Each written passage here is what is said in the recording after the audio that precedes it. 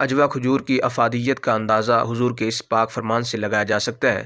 ہمارے پیارے نبی حضرت محمد مصطفیٰ صلی اللہ علیہ وآلہ وسلم کا فرمان ہے کہ جو شخص روزانہ صبح سویرے اجوا کھجور کے 7 دانے کھائے گا وہ اس دن زہر اور جادو ٹونے سے محفوظ رہے گا۔ اجوا کھجور کا استعمال نہ صرف صحت بخش ہے بلکہ سنت بھی ہے۔ اجوا کھجور متعدد ایسے معدنیات اور غذائی اجزاء سے بھرپور ہے جو ہمارے جسم کی نشو و نما کے لیے اہم کردار ادا کرتے ہیں۔